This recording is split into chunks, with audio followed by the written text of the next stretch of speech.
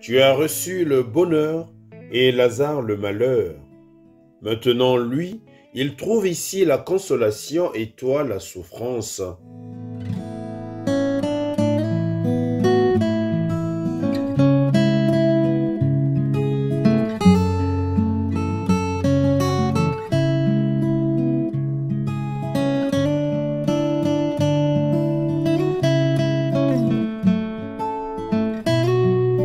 Évangile de Jésus-Christ selon saint Luc.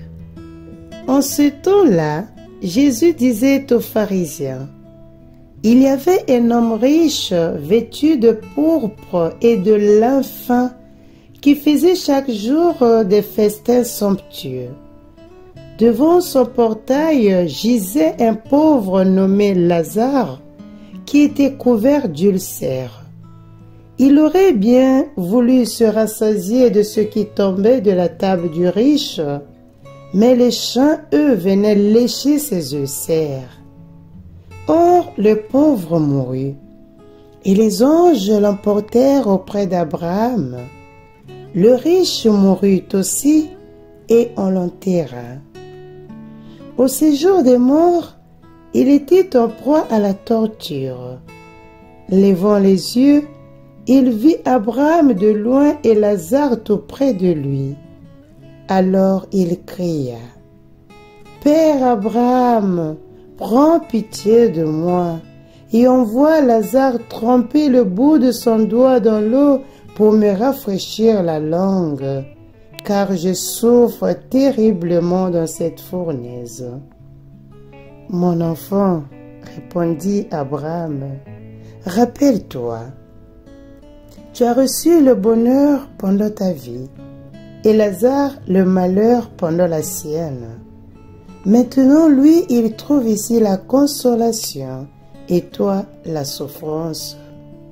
Et en plus de tout cela, un grand abîme a été établi entre vous et nous, pour que ceux qui voudraient passer vers vous ne le puissent pas, et que de là-bas non plus, on ne traverse pas vers nous.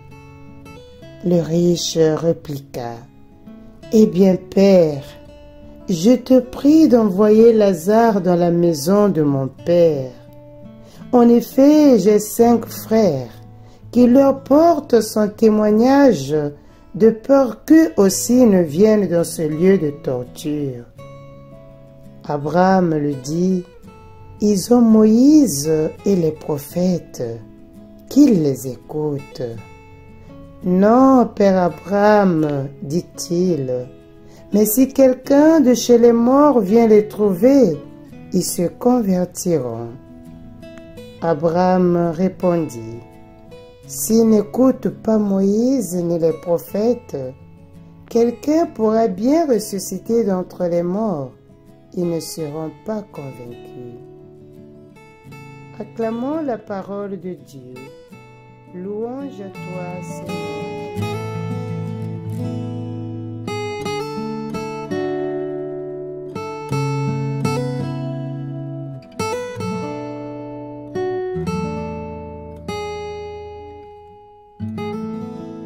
Tu as reçu le bonheur et Lazare le malheur. Maintenant, lui, il trouve ici la consolation et toi la souffrance. En ce 26e dimanche du temps ordinaire de l'année liturgique C, Saint Luc, l'évangile de Saint Luc, nous parle une fois de plus de la mort. Le désir de vaincre la mort, véritable ennemi de l'homme, est tel que, malgré le bain d'hyper-rationalité du XXe siècle, notre imagination regorge d'exemples qui tentent de percer le mystère de l'au-delà, tout en essayant de le comprendre avec les catégories dont nous disposons de ce côté-ci. Nous nous trouvons donc en compagnie de personnages qui tentent de représenter ceux qui sont revenus d'entre les morts, certains peu rassurants comme celui des zombies, où le corps continue à fonctionner comme une machine automotrice animée uniquement par ses instincts primordiaux qui caractérisaient ces personnages de leur vivant, presque comme si c'était leur essence. Ici, Ils apparaissent comme des figures de l'au-delà pour résoudre les problèmes terrestres. Entre ces deux pôles, nous trouvons une figure moins abstraite, plus proche du passage de l'Évangile. En effet, chers frères et sœurs, Jésus ne redevient pas ce qu'il était avant. C'est lui, mais en même temps, il y a des choses en lui qui vont au-delà.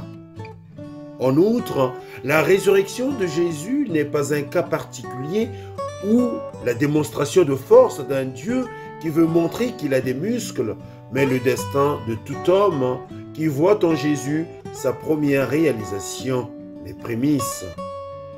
Très chers abonnés de 3 minutes d'évangile, chers frères et sœurs, si dans tous ces exemples, ceux qui reviennent d'entre les morts semblent avoir perdu quelque chose, comme dans l'effort plus ou moins conscient de franchir ce fameux abîme qui sépare les vivants des morts, Jésus, lui, non seulement apparaît conscient et maître de lui-même, mais en lui, toutes ses potentialités semblent s'être épanouies. Car cet abîme est l'infini de Dieu lui-même.